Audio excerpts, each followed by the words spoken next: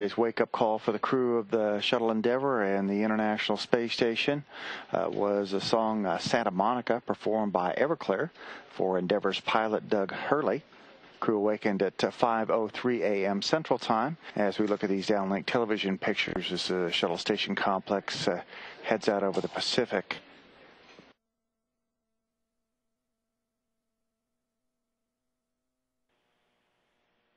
Look inside the Quest airlock now, where preparations are ongoing for the third spacewalk of the STS-127 mission. As you can see, the crew's now back inside the airlock, and it's continuing to depressurize down to 10.2 pounds per square inch, at which point the crew will be able to take off their air mask.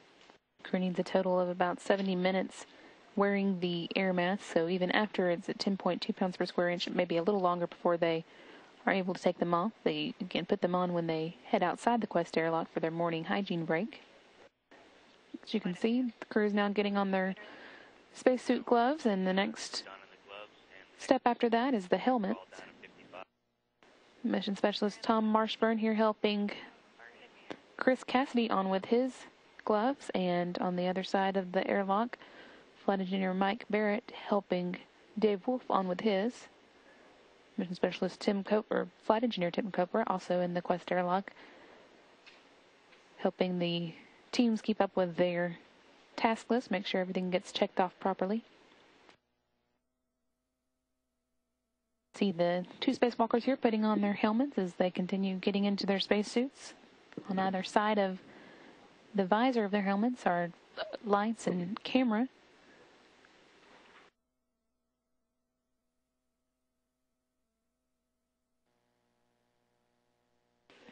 Space Shuttle Endeavour and the International Space Station, currently about 217 miles above Africa, heading toward the border of Libya before they cross over the Mediterranean Sea.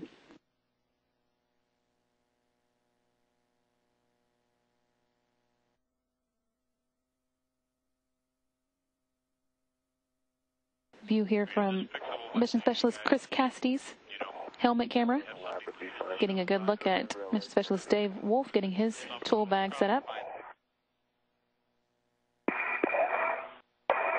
Be able to tell the two spacewalkers apart today by the marks on their spacesuit. Mission Specialist Dave Wolf will have a solid red line on his, and Cassidy will have a red and white barber pole stripe on his.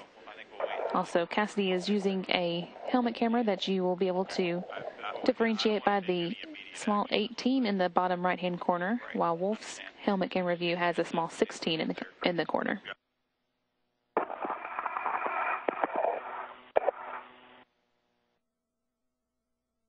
Getting a close-up view of the Kibo laboratory as Mission Specialist Chris Cassidy makes his way to the end of it and to the new exposed section on it so that he can get the equipment and experiments brought up by the logistics carrier inside of the shuttle's cargo bay, ready for their installation tomorrow. And as you know, you'll want to delete your green alleviator above the airlock there. Thank you, Tom. That's in work.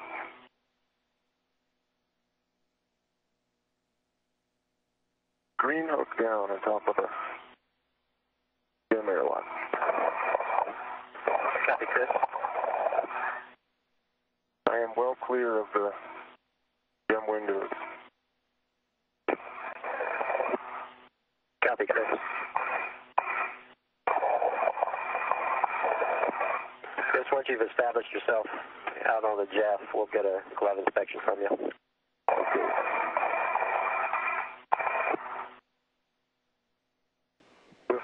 You can see here the space station's robotic arm with the integrated cargo carrier on the end. That again is holding the 6 batteries that the spacewalkers will be working on later in the spacewalk. It's on its way out to just about as far as the arm can reach, near the P6 solar array where the batteries will be installed. Being driven from the Destiny Laboratory by Mission Specialist Julie Payette and pilot Doug Hurley.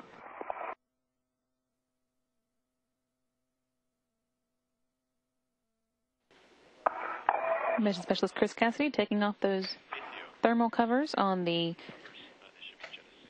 inner orbit communication system. Again, he has 4 in all to take off. We'll start with what is called the top cover.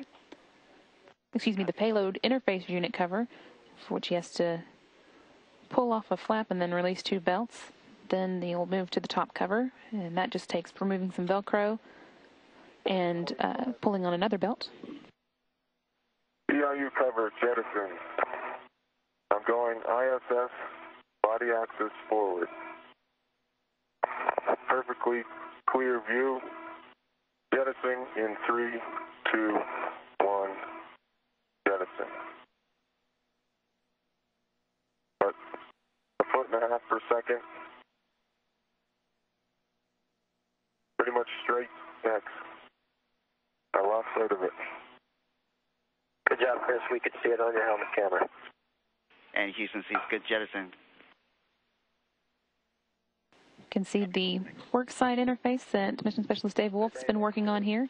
That again is being removed from the Harmony node and moved over to a spot on the Columbus module to be sure that it's not in the way of the AH-2 transfer vehicle that the Japanese Aerospace Exploration Agency is sending to the space station later this year.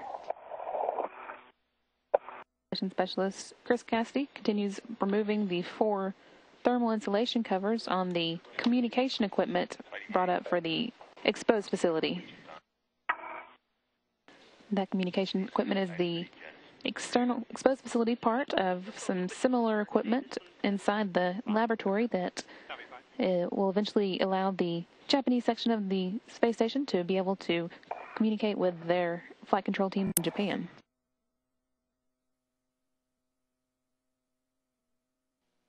Okay, jettison. ISS body axis forward. 3, 2, 1. Jettison.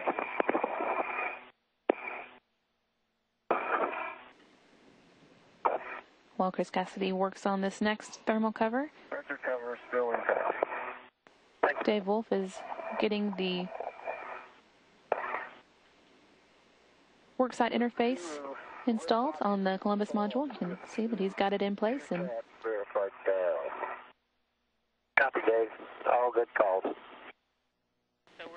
good look here at that new exposed facility on the Kibo laboratory, where the 3 pieces of equipment and experiments brought up by the logistics carrier currently waiting on the end of it will be installed tomorrow using the Japanese robotic arm, which you can also see on the left-hand side of the screen.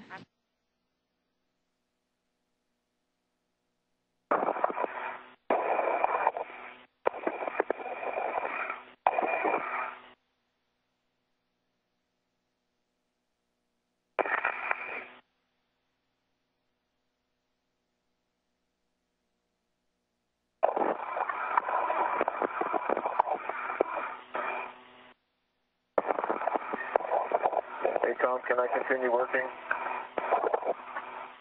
Yeah, Chris, if you're feeling good, what's your status with the sensor cover? That needs to come off and go in the J-bag. Right. And Houston concurs. The ground still. Cassidy picking back up with the last of the 4 thermal covers that he's going to be removing. Appreciate the recommendation to rest.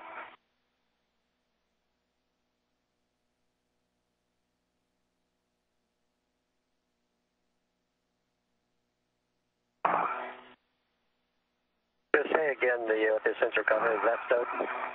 No, in work. Copy, thanks.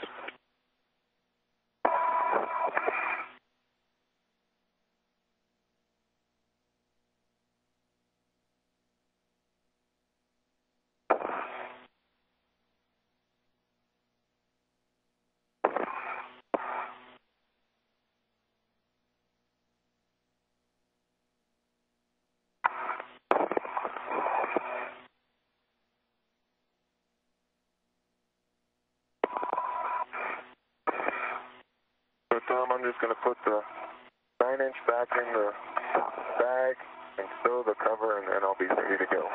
Okay, don't forget your 6-inch. You can put it on your PGT. Don't think I need to do that. Okay, we can swap it later.